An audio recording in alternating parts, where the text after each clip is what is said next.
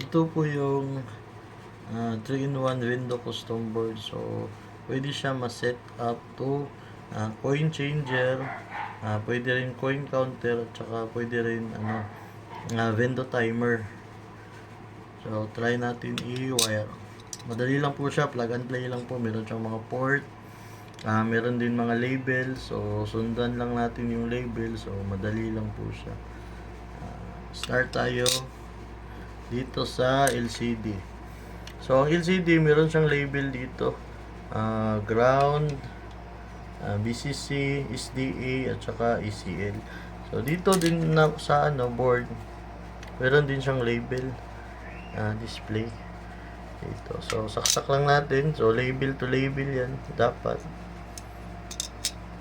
So, plug na natin yung LCD. Tapos, ito. Button. So, button. Wala pong polarity yung button. So, meron siyang nakalagay na button din dito. Label.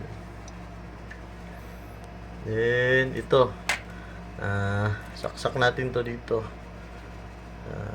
Ang coin slot.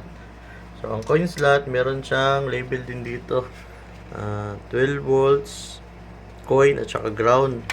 So, ito din, meron siyang label na coin slot. Tapos, every port, meron siyang 12 volts, coin, at saka ground. So, saksak lang natin to using screw. So, lagay natin. Tapos, ito, TV 74 bill acceptor. So, meron din siyang color coding. So, sa color coding na ito lang yung apat na gagamitin natin. Purple, orange, red, at saka blue. Dito naman sa likod, meron dito para hindi tayo mawala. Meron akong nilagay dito na label. So, ang orange at saka purple is connected siya sa ground. Tapos, ang blue is naka-data. Then, ang red is 12 volts. So, hindi ka mawawala dito sa sa pagwa-wiring. So, saksak lang natin dito. Tapos, dito naman is meron siyang AC line in. So, ito yung line in. AC. Tapos, meron din siyang AC out, line out. So, ito yung sa sa output naman. So, ito yung gagamitin natin. Para saksak na lang natin yung hopper. So, ito. So, i-wire natin to lahat. So, yun po na-attach na po natin lahat ng connections. So, yun. Ito, coin slot, bill changer. Tapos sa hopper. Tapos ito yung line in at saka line out. Ito, saksak lang natin tong hopper dito. Ito. So, then dito sa hopper, meron naman siyang pulse dito. So, meron siyang wire na red, yellow, at saka black. So, dito, meron din siyang label na VCC, data, at saka ground. So, yun po. Label to label po dapat. Then, meron siyang sample dito na mga 5 piso coin. So, yun po. Sa ngayon is naka-config po ang board natin sa counter. So, yun po. So, set up natin. Try natin mag-count. So, meron siyang tatlong button. Set, up, at saka down. So, set. Press natin yung set. So, mag-set tayo ng parameters. So, ano yung gusto i-count natin? Piso, 5, Gs, or 20. So, yun po. So, since 5 yung nakalagay dito, select natin sa 5 piso coin. Tapos, set ulit yung press natin. So, yun. Sa limit naman, mag-select tayo. 50, merong up to 100, 500, up to 1,000. So, yun po, up to 1,000 po yung pwede ma-count ng 5. So, try muna natin sa 50. Then, set ulit. So, ang set or enter or okay, same lang po sila. So, set. Then, continue. Select natin sa yes. Tapos set. So yun po. Nag-stop siya sa 50. Then nag-count siya ng 50 na coins. Tapos kung mag-continue tayo, click ulit yung set. Tapos yes. So, nag-count naman siya ng 50. So yun po. Pag tapos na kayo, no, yun lang po. And continue, no. So yun po, exit. So yun po yung sa counter. Tapos pag mag-set naman kayo ng gusto natin tong gawing money changer or bill changer. So long press nyo po itong set button. Tapos click nyo itong reset, or pwede nyo i-unplug yung power ito. Tapos ibalik nyo habang naka-pindot yung set button para magpunta siya sa sa setup na configuration. So, yun. Click ko yung setup, tapos click ko yung reset. So, yun po. Setting up. So, pag papasok na sa setting up, yun, meron ka makikitang mode. So, baba natin, down kung exit ka lang, then taas natin kung set ka. So, sa mode, meron siyang tatlong pagpipilian. Changer, counter, at saka window. So, try natin sa window app natin. Sa changer. So, changer, select lang. Then, ano yung ilo-load mo dito sa hopper? So, since 5 piso coin yung nandito, so, try natin yung 5 piso coin. So, yun po. Changer mode success setup. So, yun. Nakaset na po ang board natin sa changer.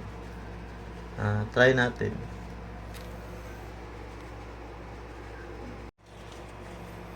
Try natin ihulog itong 100.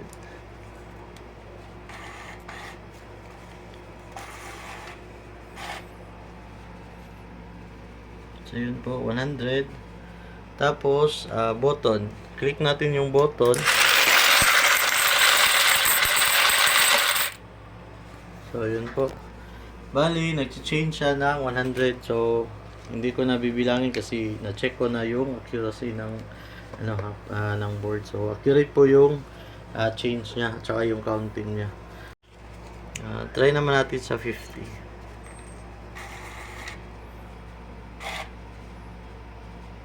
Yan, 50.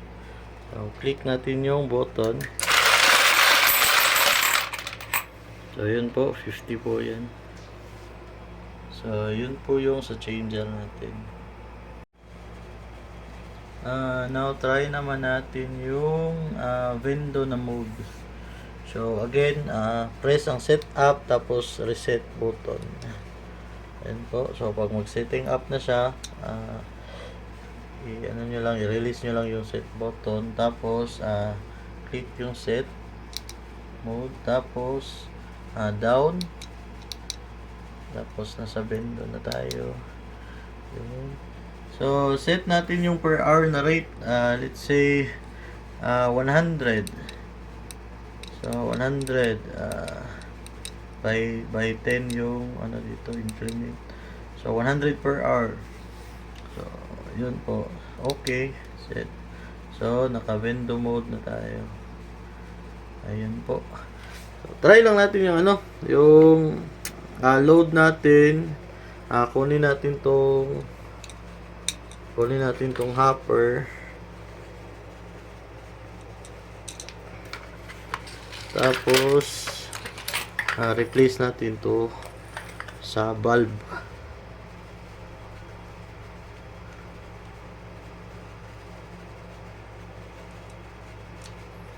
Yan, replace natin yung bulb.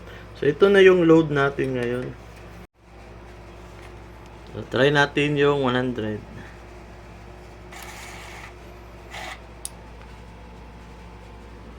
So, yun po, 100.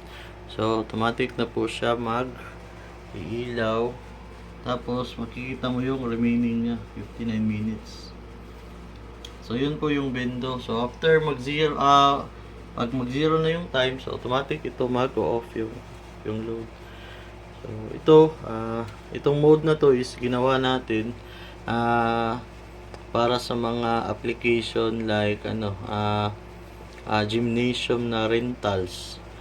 So, yung mga lights. So, bali instead na manual yung rent ng gymnasium para sa mga ilaw. So, why not i-vendo natin para automated yung rental system. So, yun po. Tapos, so mag-extend tayo. Pwede tayo mag-extend. So, yun. Ang oras ngayon is 58 na. So, kung mag-extend tayo ng 1 hour. So, yun po. Naka-extend na tayo ng 1 hour. So, yun lang po. Now, ang question naman dito is itong board na to is kaya ba mag-drive ng malalaking load gaya ng let's say 3 kilowatts na lighting sa mga aircon system. So, ang sagot po is kaya po pag gamitan natin ng magnetic contactors gaya nito. So, ito po yung magnetic contactor. So, instead yung lagay natin na simple load lang para sa AC out niya. So, i-drive natin yung magnetic contactor para dito ka maglagay ng malalaking load. Gaya nito, 32 amperes tong magnetic contactor nito. So, kaya mag-supply ng malalaking load dito. So, try natin. 100. So, yun po. Nag-switch on na yung magnetic contactor. So, meaning, nag-contact na itong mga terminal nito. So, yun po. Para sa gusto magamit tong board na to sa malalaking appliances or applications.